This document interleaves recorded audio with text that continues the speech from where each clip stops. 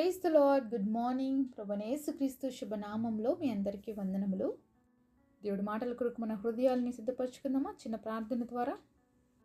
మమ్మల్ని ఎంతో మిక్కిలిగా ప్రేమించినటువంటి మా ప్రియ పరలోకమందున్న తండ్రి, నీ ఘనమైన శ్రేష్టమైన నామాన్ని బట్టి మీకు వందనాలు ప్రభువా. ఈ ఉదయకాల సమయంలో ప్రభువా, నీ సన్నిధికి వచ్చినటువంటి మా హృదయాల్ని చూస్తున్న దేవుడు తండ్రి, ఎవరు ఏ అక్కరతో వచ్చారో, ఏ హృదయంతో నీ సన్నిధికి వచ్చారో మీకు తెలిసిన ఆయన. ప్రతి ఒక్కరితో మీరు మాట్లాడండి, ప్రతి హృదయాన్ని తాకండి. నీ మాటల చేత ప్రతి ఒక్కరిని ఆదరించి ధైర్యపరిచి బలపరచమని యేసు నామములో ప్రార్థిస్తున్నాము తండ్రి, ఆమేన్.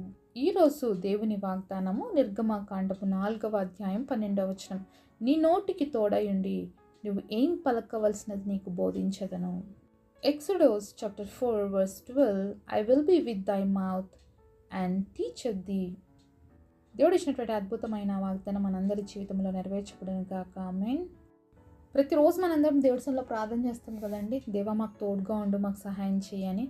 మరి ఈ ప్రార్థన ఎప్పుడైనా చేశారా? ప్రభా నా నోటికి తోడుగా ఉండు, నేనేం మాట్లాడాలో అది నువ్వే పలికిచ్చు, నాకు బోధించు అని ఎప్పుడు అడిగామా? మ్యాక్సిమం ఎవరం అడగమండి. ఈ రోజంతా నన్ను బ్లెస్ చేయి ప్రభువా, నాకు తోడుగా ఉండు ప్రభు అంటాం, కానీ నా నోటికి తోడుగా ఉండు అనేది ఎక్కువ శాతం సేవకులు వాళ్ళు ప్రార్థన చేస్తూ ఉంటారు. అంటే దేవుడు వాక్యం అందించడానికి, దేవుడు మాట్లాడించడానికి. కానీ ఈ నోరు చాలా చాలా పవర్ఫుల్ ఆయుధం అని చెప్పాలండి మన బాడీలో. ఈ నోటికి దేవుడు చాలా పవర్స్ ఇచ్చాడు, చాలా శక్తి ఉంది. అందుకనే ఎముక లేని నాలుక ఎన్ని విధాలుగానో మాట్లాడుతుంది అని చెప్తారు కదా. ఈ నోరు మంచి వాళ్ళని చెడ్డవాళ్ళుగా ప్రూవ్ చేసేస్తుందండి. ఈ నోరు చెడ్డవాళ్ళని మంచి వాళ్ళుగా ప్రూవ్ చేసేస్తుంది. ఈ నోరు న్యాయాన్ని అన్యాయంగా మార్చేస్తుంది. అలాగే ఈ నోరు మరి అన్యాయమైనటువంటి మాటలన్నింటినీ కూడా న్యాయంగా చూపిస్తుంది. అంత పవర్ఫుల్ అనమాట. ఎలా పడితే అలా మాట్లాడుతుంది, ఎలా పడితే అలా మూవ్ అయిపోతుంది.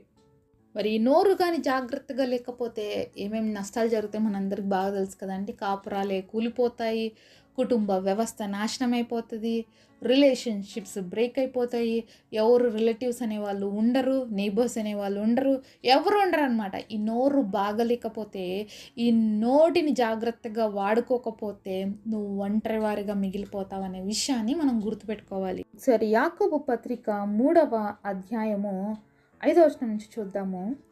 అలాగునే నాలుక కూడా చిన్న అవయవమైనను బహుగా అదిరిపడును. ఎంత కొంచెం నిప్పు ఎంత విస్తారమైన అడవిని తగలబెట్టును. నాలుక అగ్నియే. నాలుక మన అవయవంలో ఉంచబడిన పాప ప్రపంచమై సర్వ శరీరమునకు మాలిన్యం కలుగజేయచ్చు. ప్రకృతి చక్రమునకు చిచ్చు పెట్టును. అది నరకము చేత చిచ్చు పెట్టబడును. చూస్తున్నాం కదండి నాలుకను ఎంత డేంజరస్ అవయవంగా మరి ఇక్కడ యాకోబు పత్రికలో మనం చూస్తున్నాం.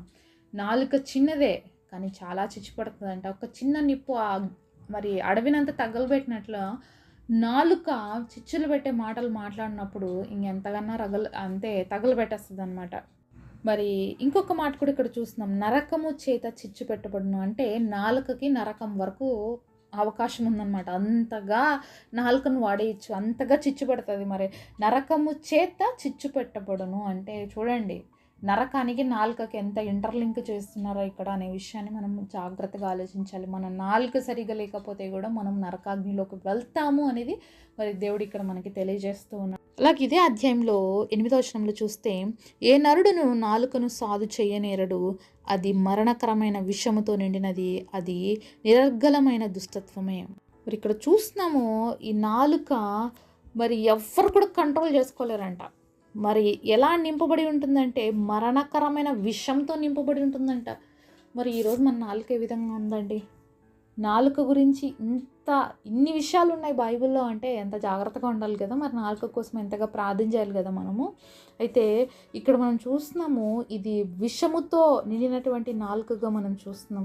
మరి దుష్టత్వంతో నిండినటువంటి నాలుకగా మనం చూస్తున్నాం. అంటే మన నోరు చూస్తున్నాం కదా, మన మాట ఎంతగా నష్టాన్ని కలుగజేస్తుంది. కాబట్టి మరి ఈ విషపూరితమైన నాలుకలు మనకు ఉండకూడదు. ఇది మన చేత అవ్వదని కూడా దేవుడిలో మాటల్లో మనం చూస్తున్నాం.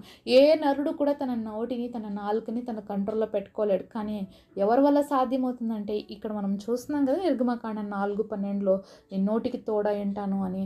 అలాగే రోజు మనం దేవుడిని అడిగితే మన నోటికి తోడుగా ఉంటాడు. మనం ఎలా మాట్లాడాలో దేవుడు మనకి నేర్పిస్తాడు. అలాగే 9-10 వచనాలు చూసినట్లయితే, దీనితో తండ్రి అయిన ప్రభువును స్తుతింతుము, దీనితో దేవుని పోలికగా పుట్టిన మనుషులను శపింతుము.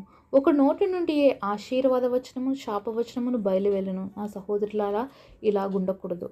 మరి ఈ నాలుకతోనే దేవుని స్తుతిస్తామంటున్నారు. మరి ఇదే నాలుకతో దేవుని పోలికగా పుట్టినటువంటి మనిషిని కూడా శపిస్తామంట. ఎంత బాధ కదండి. చాలాసార్లు మరి దేవుని స్తుతించేటువంటి మనము మన సహోదరులుగా, మన యొక్క దేవుడి సంబంధులుగా పుట్టినటువంటి దేవుడి బిడ్డల్ని మనం శపిస్తాము అనేది చాలా బాధాకరం. మనం అనుకుంటున్నాము మరి నేను క్రైస్తవుని కాబట్టి క్రైస్తవులు మాత్రమే దేవుడు ప్రేమిస్తాడు, లేకపోతే క్రైస్తవులకే దేవుడు అని మనం అనుకుంటున్నాం. కానీ దేవుడు క్రైస్తవులకు కాదండి, యావత్ ప్రపంచానికి దేవుడు. ఈ లోకంలో పుట్టిన ప్రతి ఒక్క మానవుడు దేవుడి చేతనే సృష్టించబడిన వ్యక్తి కాబట్టి, ఆయన పోలికలో ఆయన యొక్క రూపంలో దేవుడు వారిని సృష్టించాడు. కాబట్టి నువ్వు ఎవరిని కూడా అలాంటి వారిని శపించినా తిట్టినా ఇవన్నీ నువ్వు ఎవరు కన్సిడర్ చేస్తారంటే దేవుడు కన్సిడర్ చేస్తాడు. ఒక క్రిస్టియన్ని తిడితేనే దేవుడు కన్సిడర్ చేస్తారంటే లేదండి. లోకంలో మానవులందరినీ కూడా దేవుడి పోలికగానే దేవుడు సృష్టించుకున్నాడు. కాబట్టి నువ్వు ఎవరిని ఏమన్నా ఇతరులని శపించినా కూడా అది పాపము అని దేవుడు ఖచ్చితంగా ఈరోజు మనకి తెలియజేస్తున్నాడు. అంతేకాకుండా దేవుని స్తుతించేటువంటి మనము ఈ నోటితో ఇతరుని ఎలాగ శపించగలుగుతాం? ఒకే నాలుకతో ఆశీర్వాద వచనములు, ఒకే నాలుకతో శాపవచనములు పలకకూడదు అని దేవుడి మాటలు సెలవిస్తుంది. దేవుడు బిడ్డవైతే మరి కొద్దిసేపు చర్చిలో ఉన్నంతసేపు, విశ్వాసులతో మాట్లాడినంతసేపు చాలా మృదువుగా, చాలా మంచిగా మాట్లాడేసి మళ్ళీ ఇంటికి వచ్చిన తర్వాత నీ పక్కింటి వాళ్ళతో, నీ ఎదురింటి వాళ్ళతో, లేకపోతే నీ కొలీగ్స్తో నీ ఇష్టానుసారమైన మాటలు శపించేవాదిగా, గాయపరిచే విధంగా నువ్వు మాట్లాడితే నీకు ఆశీర్వాదం ఉంటుందంటారా? ఎప్పుడూ ఉండదండి. కాబట్టే దేవుడు చెప్తున్నాడు, నాలుక చాలా జాగ్రత్తగా వాడుకోవాలి. నాలుకకి దేవుడు చాలా పవర్ ఇచ్చాడు. ఈ నాలుకతో నువ్వు చాలామందిని కంఫర్ట్ చేయగలుగుతావు, చాలామందిని దేవుడి వైపుకి నడిపించగలుగుతావు, చాలామందిని మరి సంతోషపరచగలుగుతావు.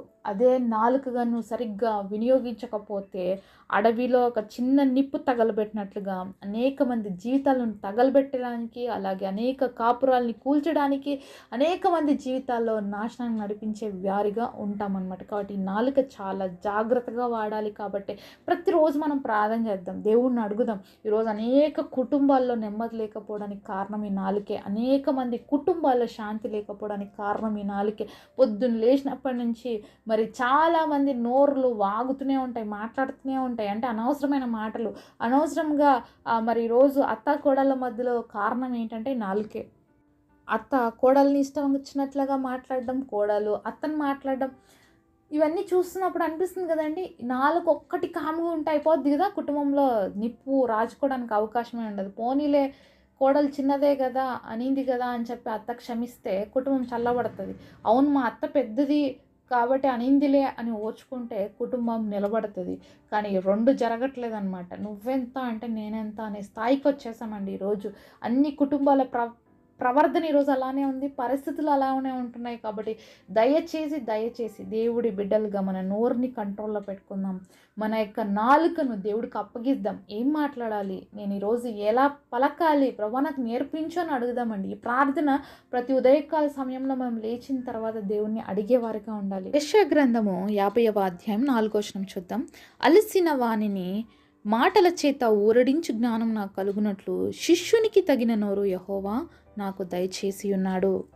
ఈ మాట ఎంతమంది చెప్పగలుగుతామండి? ఈరోజు ఇదొక మెమరీ వర్స్గా తీసుకొని దయచేసి దీన్ని నేర్చుకోండి. మరి యెషయా గ్రంథం 50వ అధ్యాయం 4వ వచనం. ఎందుకంటే అలసిన వాణిని మాటల చేత ఊరడించే జ్ఞానం ఇవ్వమని దేవుడి సన్నిధిలో అడుగుదాము. శిష్యునికి తగిన నోరు మనకు కావాలండి. దేవుడి దగ్గర ఉన్నటువంటి మరి శిష్యులు ఏ విధంగా వాళ్ళ నోటిని వాళ్ళనన్నిటిని కంట్రోల్ చేసుకొని ఏ విధంగా మరి ఉంటారో, దేవుడి బిడ్డలుగా మన నోరును కూడా ఆ విధంగా కంట్రోల్లో ఉండడం చాలా అవసరం. అది ఎంతో మనకి క్షేమం దయచేస్తుంది. కాబట్టి శిష్యునికి తగినటువంటి నోరు యెహోవా దయచేసేవాడు. కాబట్టి ఈరోజు మనం దేవుడి సన్నిధిలో అడిగినట్టయితే మన నోటిని, మన మాటల్ని దేవుడు మార్చి మనం ఎక్కడున్నా అక్కడ ఒక ప్రశాంతమైన వాతావరణం, అక్కడ క్షేమకరమైన వాతావరణం, ఆరోగ్యకరమైన వాతావరణాన్ని ఇచ్చి మనల్ని దేవుడు వాడుకుంటాడు. కాబట్టి ఈరోజు ఈ గొప్ప వాగ్దానం మనందరి జీవితంలో దేవుడు నెరవేర్చును కాక. పరిశుద్ధుడైన తండ్రి, ఈరోజు మాతో మాట్లాడిన ప్రతి మాట కొరకు వందనాలు తండ్రి. శిష్యునికి తగిన నోరుని మాకు దయచే ప్రభువా. అయ్యా మా నోటికి తోడుగా ఉండి మేము పలకవలసిన మాటలు మా అందరికీ నేర్పించు. సమాధాన స్థితిని దయచేయండి. ఆశీర్వాద వచనంను మా నోట్లో నుంచి కలుగు చేయండి ప్రభువా. మీ నోరు వలె మా నోరు మార్చబడే విధంగా మమ్మల్ని మార్చమని, ఈ గొప్ప వాగ్దానం మా అందరి జీవితాల్లో నెరవేర్చమని యేసు నామములో ప్రార్థిస్తున్నాము తండ్రి. ఆమేన్. ఈరోజు బర్త్డే అలాగే వెడ్డింగ్ యానివర్సరీ సెలబ్రేట్ చేసుకుంటున్న మీ అందరికీ కూడా wish you happy birthday and happy anniversary. God bless you.